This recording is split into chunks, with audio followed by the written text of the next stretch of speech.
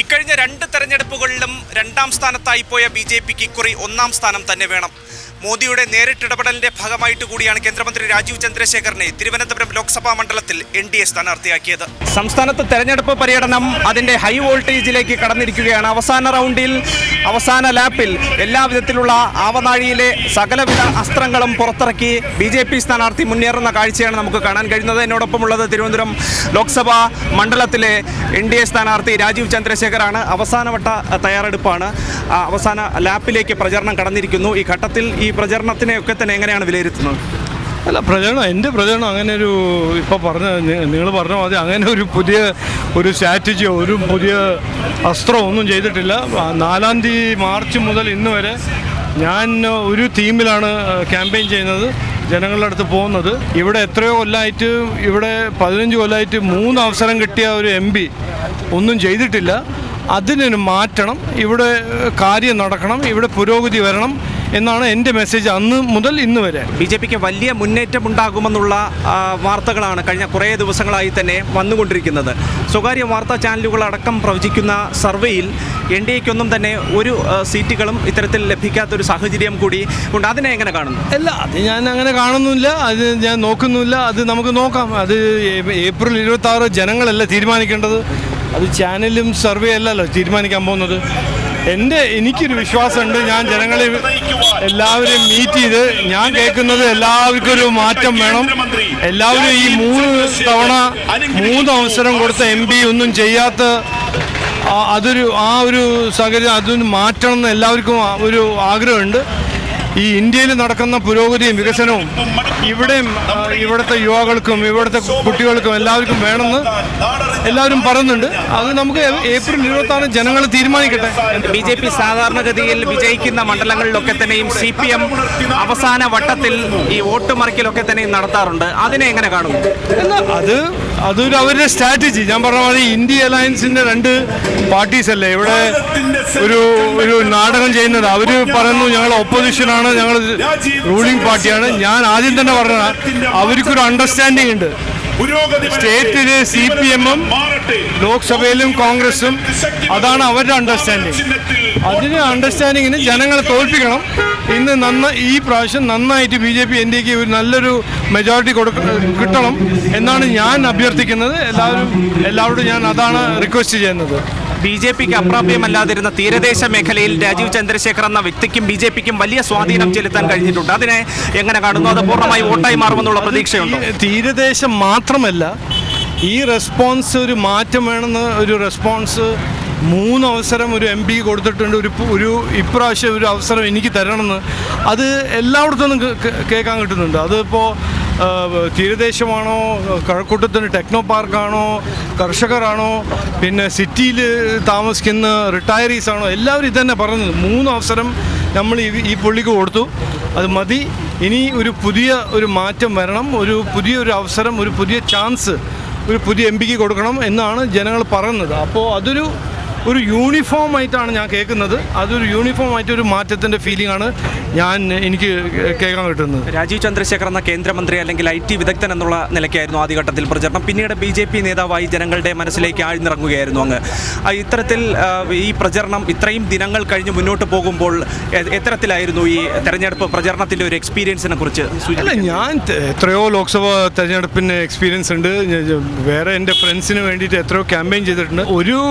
ഒരു main factor എന്ന് പറഞ്ഞാൽ ഇവിടെ ഇത്ര ഒരു പ്രശ്നങ്ങളും ഇത്ര ജനങ്ങളും 10-15 കൊല്ലമായിട്ട് അവരുടെ പ്രശ്നങ്ങളുടെ പരിഹാരം ആരും ഉണ്ടാവില്ല എന്ന് ഞാൻ കരുതിയില്ല. ഞാൻ ഇങ്ങനൊരു സിറ്റുവേഷൻ ആവുമെന്ന് ഞാൻ കരുതിയില്ല. 15 കൊല്ലമായിട്ടൊരു MP, പിന്നെ ആ പുള്ളീൻ്റെ അലയൻസ് പാർട്ട്ണറായ സംസ്ഥാന സർക്കാർ. ഞാൻ വിചാരിച്ചു ഇവിടെല്ലാം കുറച്ചെല്ലാം പണി ചെയ്യും, എന്തെങ്കിലും ചെയ്തിട്ടുണ്ട്, ഒരു എവിഡൻസ് ഉണ്ടാവും. അതൊന്നും കാണാനില്ല. ഇവിടെ ജനങ്ങൾ എത്രയോ കൊല്ലമായിട്ട്, തീരദേശമാണോ കർഷകരാണോ, എത്രയോ കൊല്ലമായിട്ട് അവരുടെ പ്രശ്നങ്ങളും വിഷമങ്ങളും ആരും മനസ്സിലാക്കിയിട്ടില്ല. ആരും പ്രശ്നം ഒന്നും അതിൻ്റെ ഒരു പരിഹാരം ഒന്നും ഉണ്ടാക്കിയിട്ടില്ല. അതുകൊണ്ട് അതൊരു സർപ്രൈസാണ്. നമ്മുടെ കേരള നാടിൻ്റെ തലസ്ഥാനം ഇങ്ങനൊരു സ്ഥിതിയിൽ ആണ് എന്ന് 15 കൊല്ലം കഴിഞ്ഞിട്ടും ഒരു MPയും സംസ്ഥാന സർക്കാർ ഒന്നും ചെയ്യാൻ പറ്റിയില്ല, ഒന്നും ചെയ്തില്ല. അത് കണ്ടിട്ട് സങ്കടമുണ്ട്, വേദനയുണ്ട്. ലോക്സഭാ തെരഞ്ഞെടുപ്പായാലും നിയമസഭാ തെരഞ്ഞെടുപ്പായാലും RSSന്റെ പ്രധാനപ്പെട്ട നേതാക്കളൊക്കെയും വോട്ട് ചോദിച്ച് രംഗത്തിറങ്ങാറുണ്ട്. അത് BJPയുടെ ഒരു ഇലക്ഷൻ സ്ട്രാറ്റജിയാണോ? മൂന്നാം ഘട്ടത്തിലേക്ക് എത്തുന്ന വേളയിൽ ഇത്തരത്തിൽ കൂടുതൽ RSS നേതാക്കൾ ക്യാമ്പയിനിൽ എല്ലാവരും, എല്ലാ കമ്മ്യൂണിറ്റീസും, എല്ലാ ജനങ്ങളും, യൂത്തും, റിട്ടയറീസും എല്ലാം അസോസിയേറ്റഡ് ആണ്. ഞങ്ങളിപ്പോൾ സബ്കാ സാത്ത് സബ്കാ വികാസ് എന്ന് പറഞ്ഞാൽ ഹിന്ദി ലൈനില്ലേ, എല്ലാവരുടെയും കൂടെ എല്ലാവരുടെയും പുരോഗതി, എല്ലാവരുടെയും വികസനം. അപ്പോൾ എൻ്റെ ക്യാമ്പയിനിൽ വോളണ്ടിയേഴ്സ് ആണോ അത് എല്ലായിടത്തും ഒന്നുണ്ട്. അപ്പോൾ അങ്ങനെ ഒരു ഓർഗനൈസേഷനോ 2 ഓർഗനൈസേഷൻ്റെ മുകളിലെല്ലാം ഡിപ്പെൻഡൻറ്റ്. അപ്പോൾ എത്രയോ ജനങ്ങൾ അസോസിയേറ്റ് ചെയ്യുന്നുണ്ട്, എത്രയോ ഓർഗനൈസേഷൻ ഇവിടെ മാറ്റം കൊണ്ടുവരണം എന്ന് പറഞ്ഞിട്ട് അവരെല്ലാം കോൺട്രിബ്യൂട്ട് ചെയ്യുന്നുണ്ട്. അതിൽ RSSഉം ഉണ്ട്. ആദ്യഘട്ടത്തിൽ താങ്കളുടെ സ്വത്ത് വിവാദവും ഒപ്പം ഈ നാമനിർദ്ദേശ പത്രികയിലെ ചില പൊരുത്തക്കേടുകളും ഒക്കെ തന്നെയും കോൺഗ്രസ് ഉൾപ്പെടെയുള്ള പാർട്ടികൾ ആയുധമാക്കിയിരുന്നു. അതിനെങ്ങനെയാണ് ആയുധമാക്കാൻ നോക്കി? ഞാൻ പറഞ്ഞില്ലേ, ഞാൻ 18 കൊല്ലമായിട്ട് രാഷ്ട്രീയത്തിലുണ്ട്. എൻ്റെ കരിയർ ഒരു സ്പോട്ട്ലെസ്സും ബ്ലെമിഷ് ഫ്രീ കരിയറാണ്. അത് എത്രയോ പ്രാവശ്യം ഇവരെല്ലാം ട്രൈ ചെയ്താണ്. അതൊന്നും നടക്കാൻ പോകുന്ന സാധനമല്ല. ഞാൻ ഒരു വിഡ്ഢിയാണോ? ഞാൻ ഇതെല്ലാം ഡിസ്ക്ലോഷർ ചെയ്യുമ്പോൾ ഓരോരോ മിസ്റ്റേക്ക് ഉണ്ടാക്കുന്നത്?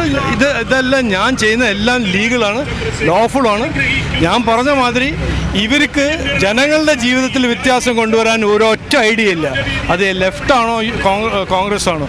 അതുകൊണ്ട് അവരുടെ രാഷ്ട്രീയം ഒരു നെഗറ്റീവ് പേഴ്സണൽ അറ്റാക്ക് രാഷ്ട്രീയമാണ്. അത് ഞാൻ ചെയ്യില്ല, അതിന് എനിക്ക് താല്പര്യമില്ല. ഞാൻ അന്ന് പറഞ്ഞത് ഒരു സാധനം മാത്രം, ഇല്ലീഗൽ ഡെഫമേഷൻ ചെയ്താൽ ഞാൻ ലീഗൽ അതിൻ്റെ കോൺസിക്വൻസസ് അവരുടെ ഡോർ സ്റ്റെപ്പിൽ കൊണ്ടുപോകും. അത് ഞാൻ പറഞ്ഞു. അത് കഴിഞ്ഞിട്ടല്ലേ പുള്ളി എനിക്കറിയില്ല, ഞാൻ പറഞ്ഞില്ല, ഞാൻ ചെയ്തില്ല എന്നെല്ലാം പറഞ്ഞു. സമുദായ വോട്ടുകൾ വളരെ നിർണായകമാകുന്ന മണ്ഡലമാണ് തിരുവനന്തപുരം. അപ്പോൾ ലത്തീൻ സഭയുടെയും മറ്റിതര സഭകളുടെയും മറ്റ് സംഘടനകളുടെയും ഒക്കെ തന്നെയും ഉള്ള ഒരു പിന്തുണ അത് എത്രത്തോളം വോട്ടായി മാറുമെന്നുള്ള എനിക്കൊരു ഒരു നല്ല കോൺഫിഡൻസ് ഉണ്ട്. ഈ ഇലക്ഷനിൽ എല്ലാവർക്കും മാറ്റം വേണം, എല്ലാവർക്കും പുരോഗതിയും വികസനത്തിൻ്റെ ഒരു പുതിയ തിരുവനന്തപുരം വേണം. അത് ആരാണെങ്കിലും, ഏത് കമ്മ്യൂണിറ്റി ആണെങ്കിലും, ജാതി മതം അതെല്ലാം വിട്ടിട്ട് എല്ലാവർക്കും വേണം. ഈ 15 കൊല്ലമായിട്ട് ഇവിടെ ഒരു ബ്രേക്ക് ഇട്ട് റിവേഴ്സ് ഗിയറിൽ പോകുന്ന തിരുവനന്തപുരത്തിൽ മാറ്റം വരണം, മുമ്പോട്ട് പോകണമെന്ന് എല്ലാവർക്കും ഒരു ആഗ്രഹമുണ്ട്. എല്ലാവർക്കും അത് ഒരു നീഡുമാണ്, നെസസിറ്റിയുമാണ്. അതുകൊണ്ടാണ് ഞാൻ എൻ്റെ ക്യാമ്പയിൻ ഇങ്ങനെ സക്സസ്ഫുൾ ആവുന്നത്. തീർച്ചയായും എല്ലാ വിജയാശംസകളും. നമസ്കാരം. പരമ്പരാഗത വോട്ടുകൾ ഉയർത്തുന്നതോടൊപ്പം ലഭിക്കുന്ന വോട്ടുകളിലെ വോട്ട് വിഹിതം വർദ്ധിപ്പിക്കുക എന്നുള്ളതും BJPക്ക് മുന്നിലെ ഏറ്റവും പ്രധാനപ്പെട്ട കടമ്പയാണ്. ഇതും BJP സ്ഥാനാർത്ഥിക്ക് തിരുവനന്തപുരം ലോക്സഭാ മണ്ഡലത്തിൽ നിറവേറ്റേണ്ടി വരും. തിരുവനന്തപുരം ലോക്സഭാ മണ്ഡലത്തിൽ നിന്ന് ക്യാമറമാൻ PV രഞ്ജിത്തിനൊപ്പം അഭിജിത്ത് ജെയിൻ, സി മലയാളം ന്യൂസ്.